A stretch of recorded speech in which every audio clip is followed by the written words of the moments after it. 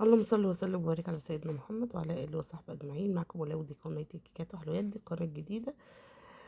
هنعمل النهارده سبونج 2 بيضه، هنعمله بطريقه الفصل. لو انت لسه مبتدئه واول مره تعملي سبونجات، الطريقه دي هتفيدك جدا. اول حاجه كان معايا بيضتين، اهم حاجه طبعا يكون حجم البيض كبير. السبونج اللي احنا هنشتغل بيه النهارده ده لصاج 27 في 37. ضربت البيضتين مع معلقه محسن 20 جرام ورشه الفانيليا وكوبايه الا ربع سكر اللي هي 75 جرام.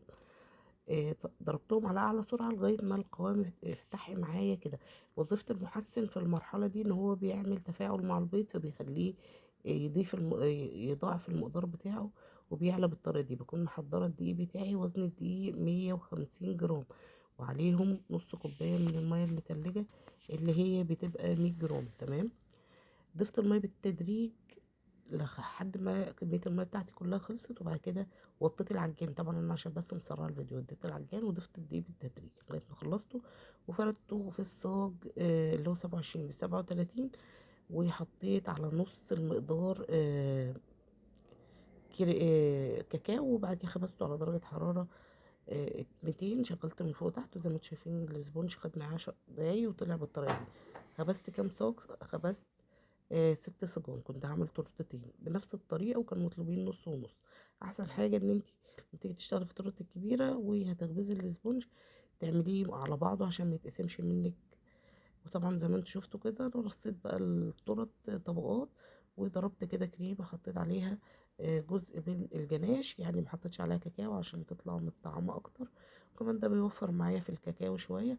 وعملت طبقات زي ما انتوا شايفين، وهبتدي برضو اقفل التورتايه من بره نص ونص. طبعا يعني التفاصيل دي عشان احنا مرينا بيها وعملناها كذا مرة بالتفصيل، فمرضتش اجيبها لكم تاني. هو كل اللي انا عملته حطيت طبقات، وبين كل طبقة وطبقة نص الفانيليا حطيت عليه كريمة فانيليا، ونص الشوكولاتة حطيت عليه كريمة محطوط عليها معلقتين من الجناش. بتطعم وبتدي لون أغمق، وكمان بتخلي طعم الكريمة أغنى من الكاكاو، وبتوفر معايا كتير جدا لأن انتوا عارفين الكاكاو غالي جدا. فالأحسن إن انتي تشتغلي بالكاكاو في الاسبونشات بس، لكن في الكريمة حطي جناش وشوكولاتة، فالموضوع هيفرق معاكي في الطعم وهيوفر معاكي كتير. قفلت كده التورتايه ودخلتها التلاجة. ده التورتتين بنفس الطريقة، سبونج من جوه نص ونص، والتقفيل من بره نص ونص برضو. يعني هي اللي عملتها في التورتاية الأولى هو اللي عملته في التورتاية التانية. تمام. هي الفرق بقى ان دي كانت مطلوبة مني صورة قابلة للأكل، والتانية صورة عادية هيحتفظوا بيها. يعني هي صاحبة التورته قالت لي لا انا مش حابة ان انا هعملها لوالدها، ومش حابة ان انا اعمل صورة وناكلها وكده، لا انا عايزة احتفظ بيها. فقلت لها خلاص هنعملها صورة عادية. بصوا اهو، اي بقى مكان حاسة ان الكريمة فيه قليلة ببتدي ازود وبظبط الدنيا وبشيل الزيادات وامسح البرد وادخلها عندي التلاجة تشد شوية لغاية ما ايه اجهز بقية الفينش اللي هيبقى بره. طبعا انا اللي هشتغل بيه النهاردة الايسنج، والايسنج عملناه مع بعض كذا مرة. اللي هو الكريمة اللي بنحط عليها معلقتين من الجيلو الشفاف، وبنحط عليها شوية من الجناش، بيديني الايسنج. وعامله لكم فيديو كامل مع ان الفيديو ما اتشافش، وبرضه طلبتوا مني اعمل ريفيو عن العجان والفيديو ما اتشافش. يعني بعمل لكم اللي انتوا عايزينه والفيديوهات ما بتتشافش. ده كده الايسنج اهو زي ما انتوا شايفين. عملت دربات بالايسنج، معلقتين من الجيلو الشفاف على معلقتين على معلقة من الكريمة. تمام. وبحط عليهم معلقة او معلقتين من الجناش على حسب الدرجة اللون اللي انت عايزاه. يعني عايزة تغمقي زودي جناش، عايزاه لون فاتح يبقى عامل زي النوتيلا كده، يبقى يعني ما تزوديش في الجناش قوي. وابتدي اعملي دريبات. دي كانت الصورة الاولى اللي هي القابلة للاكل. طبعا تقدري تعمليها بكذا طريقة، انا عملتها لكم في فيديوهات كتيرة جدا بعجينة السكر، ودي احسن طريقة اوفر طريقة. بس في ناس قالت لك لا اعملها لنا بالبديل النوتيلا. انا بجيب معلقتين من الجناش اللي انا ببقى عاملاه عادي، اللي بنعمل بيه شغلنا عادي الدريبات، وبنفنش بيه التورت، وبنحط عليهم معلقة من الشوكولاتة الخام. يعني بسيح معلقة من الشوكولاتة الخام وبحطها تربط معايا الجناش عشان الجناش يبقى سايل، فالمعلقة دي تتقله شوية، وبفرد بيه كده بالطريقة دي. عايزة بقى انتي مثلا تسيحي نوتيلا وتفرديها، بس انا بكلمك على حاجة الاوفر كمان من ده. يعني ده اللي انا بعمله ده اوفر من النوتيلا. طب انتي عايزة اوفر كمان من ده، يبقى هتجيبي عجينة سكر وتفرديها بسمك نص ملي على مقاس الصورة بالظبط، وتبتدي تجيبي فرشة فيها مية، يعني تخلي الفرشة بس مسحة بسيطة كده من المية، بحيث ان هي لما تمشي على العجينة بتاعة السكر اللي انت فرداها على مقاس الصورة وتيجي تحطي عليها الصورة تلزق، يعني الصورة تبقى تلزق في العجينة السكر، تبقى ملزقة حاجات بسيطة. بس انا عملتها لكم برضو في فيديو وكانت عجبت ناس كتير قوي. وده البديل للصور الشوجر شيت لما تكوني عايزة تفرديها. برضو هحاول اعملها لكم في فيديو تاني وهتلاقوها موجودة على القناة. آه، كذا فيديو للصورة بعجينة السكر، وده والله عايزة اقول لكم موفر جدا. بس طبعا انا بحاول اعمل لكم يعني كذا حاجة، بحاول اعملها مرة كده ومرة كده، بحيث اللي ما عندوش عجينة سكر او اللي ما عندوش مثلا نوتيلا او اللي ما عندوش اللي هو الشوكولاتات دي، يبقى عندكم كذا اختيار تقدروا تعملوه. وفي ناس بتعمل مسحة بسيطة من الجيلو الشفاف، بس انا ما انصحكيش، علشان لو الجيلو الشفاف زاد في تحت الصورة ممكن يرطبها ويخليها تعمل فراغات، فيعني خلينا في الأمان أحسن. لو انت بادئة لسه جديد فخليكي في الأمان. ظبطت كده المكان اللي هحط عليه الصورة، وتقدري في المرحلة دي لو انت حاسة ان الصورة يعني مش واضحة قوي او باهتة معاكي، تديها مسحة بسيطة من الجيلو الشفاف من فوق، يعني تحط نقطة كده من الجيلو الشفاف وتبتدي تمسحي الصورة، بحيث ان هي تدي معاكي لمعة. لو كان انت لو الصورة معاكي تمام والوانها واضحة ما تحاوليش تعملي كده. ليه؟ لان انت وانت بتحطي الجيل الشفاف وبتيجي تسحبيها بالسباتولا، ممكن السباتولا تلمس الصورة فالجيل الشفاف يخليها اللون يتحرك معاكي، يعني خليكي كده ايدك خفيفة. يعني بتحطي مسحة، هو بص انا هوريكم كده بالراحة عشان تبقوا فاهمين انا عملت ايه.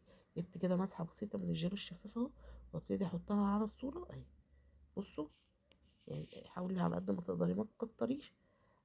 بصوا قد معلقه اهو، تبتدي تمشي بالراحه، ما تخليش السباترا او الحاجه اللي انت بتعملي بيها الجيلو بتفرديه يكحت كده في الصوره، فالالوان تطلع معاكي. فاهمين؟ هي مسحه بسيطه وتمشي بالراحه.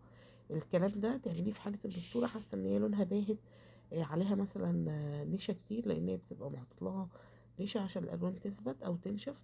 فالنشا ده ساعات بيخلي الصوره تحسوا ان هي لونها باهت كده.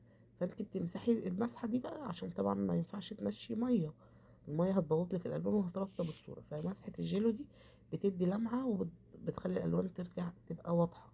لكن انت حاسه ان الصوره تمام معاكي وواضحه، وما تعمليش المرحله دي. تمام. وخلي بالكم عشان وانت ممكن وانت بتمشي كده الجيلو يكتر شويه، او الاداه اللي انت بتمسحي بيها دي تخلي الالوان تتحرك معاكي. فاهمين؟ انا جبتها لكم براحه عشان تبقوا فاهمين انا عملت ايه. جبت بقى قمع اللي هو البيدي فور الوسط، وابتديت اعمل روزتات كده حوالين الصورة. كان في حد سألني على قمع الوردة رقم كام، والله انا فعلا ما لقيتش مكتوب عليه ارقام. وهو انت هتقولي لها قمع النجمة المفتوح اللي هو بيعمل الوردة هتديهولك. انا والله بصيت عليه كذا مرة ما لقيتش عليه ارقام. برضه بنفس القمع حطيت كريمة بيضة وابتديت اعمل روزتات كده، واحدة نص دايرة وبسحبها لتحت، نص دايرة وبسحبها لتحت. بصوا عملتها لكم في كذا فيديو. وهقفل برضو التورتاية من تحت بالكريمة. تمام. من الاخر كده تحت، اللي هو تحزم التورتاية من تحت كده بكريمة. تمام. دي كانت اول صورة. هبتدي اعمل الفينش بتاعها من فوق، وبعد كده هنخش على الصورة التانية اللي هي الصورة العادية، وهقولك برضو تقدري تعملي فيها ايه علشان تحطيها على التورتاية كأنها صورة شوجر شيت بالظبط.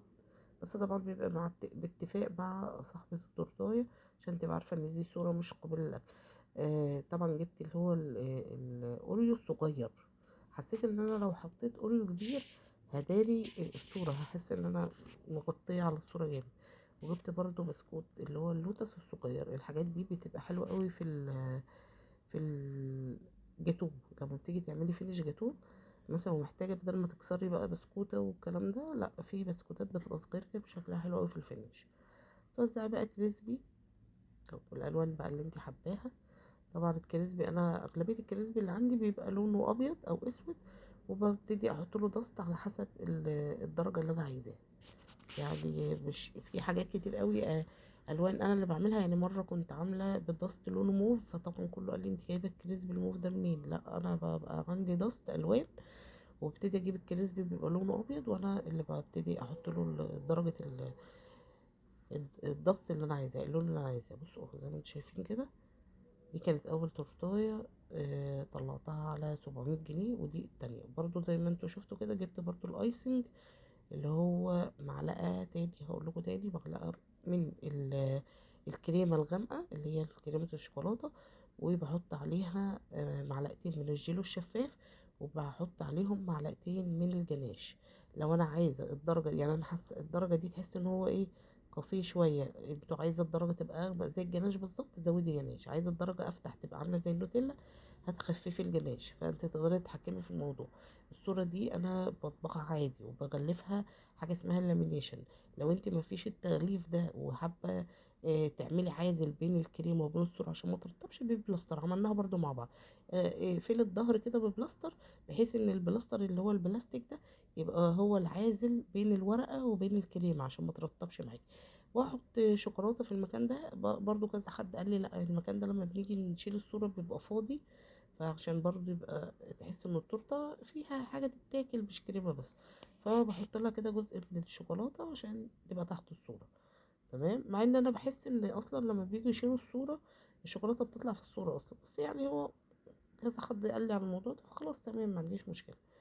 اهو بصي الصوره طبعا دي انا ما عملتهاش ببلاصه، لان هي متغلفه اللي هي عارفين اللي انتوا زمان لما كنا بنغلف الكرنيهات. هو كده الماده دي اسمها لامينيشن، بتغلفيها في اي مكتب.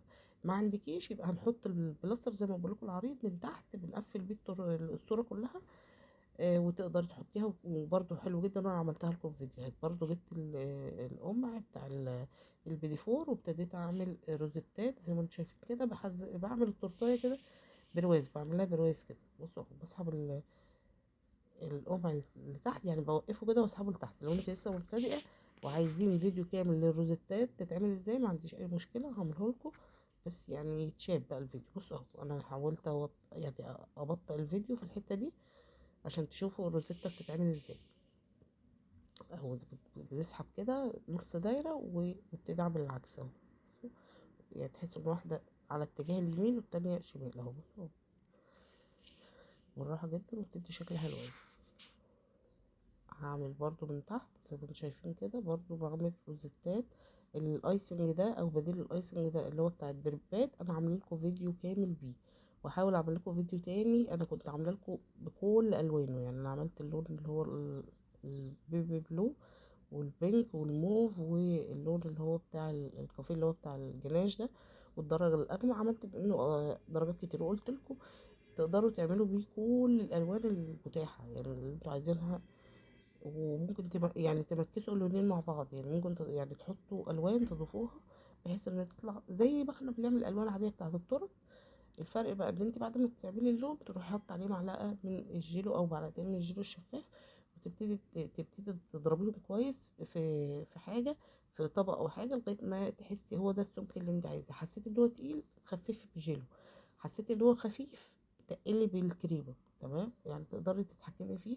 وسعت كده كريسبيات ملونه وكريسبي. زي ما قلت لكم انا بجيبه برضو اللي هو الكبير والصغير بيبقى ابيض، وانا بحاول اعمله بالدست اللي عندي. وفي كريسبيات بتبقى جايه هي اصلا متلونه تمام، بني بقى وكافيهات وكده. ما لقيتيش يبقى اشتغلي بدست اهو. دي كانت التورتايه التانية طلعتها على 650، واللي بالصورة شوجر شيك طلعتها على 700. يا رب الفيديو يكون عجبكم واستفدتوا منه. ما تنسيش في اللايك والاشتراك في القناة وتعليقاتكم الجميلة اللي دايما بتفرحني. وسامحوني كان عندي برد، فحاسة ان الكلام طالع مش مظبوط. فشكرا ليكم، مع السلامة.